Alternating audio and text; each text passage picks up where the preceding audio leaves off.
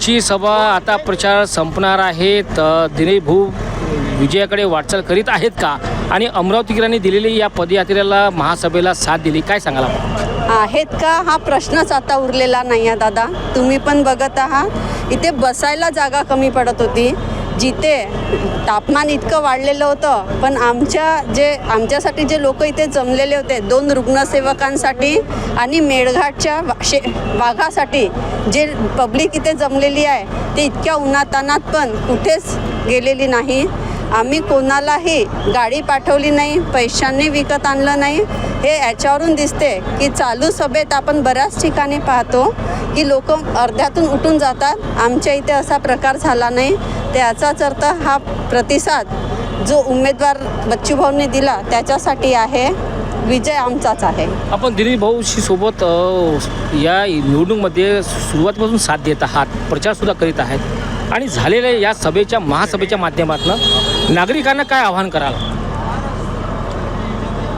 मी शीतल बुप, दिनेश बुपची अर्धांगिनी. माझं राजकारणाशी फक्त इतकं नातं आहे की मी एक सशक्त शिवसैनिकाची अशक्त बायको आहे. परंतु मी तुम्हाला एक आव्हान देत आहे, जे प्रेम तुम्ही आम्हाला आज दिलं ते येत्या 26 तारखेपर्यंत पाहिजेच आणि पूर्ण भविष्यभर तुमचं ते प्रेम पाहिजेच आम्हाला. नातं हे पैशाच्या नात्यापेक्षा किती श्रेष्ठ असते हे आज अमरावतीकरांनी आम्हाला दाखवून दिलेलं आहे.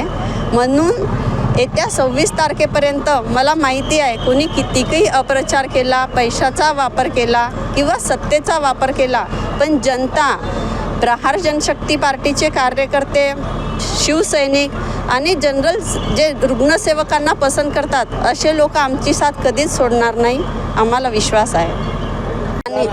आणि जनतेला एक अजून नम्र विनंती की आम्ही जेव्हा प्रचार करतो तेव्हा बऱ्याच जणांना असं आहे की एक सत्ताधारी पक्षातला खासदार राहिला तर तो जास्त विकास कामं करून आणतो, पण असं काही नाही. विकास काम करण्यासाठी सत्ताधारी पक्ष नव्हे तर काम करणाऱ्याची जिद्द पाहिजे.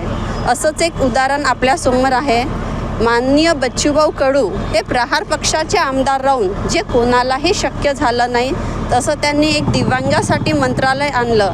म्हणून असा विचार नका करू की सत्ताधारी पक्षात राहूनच विकास कामे होतील. तुम्ही बच्चूभाऊंवर विश्वास ठेवा.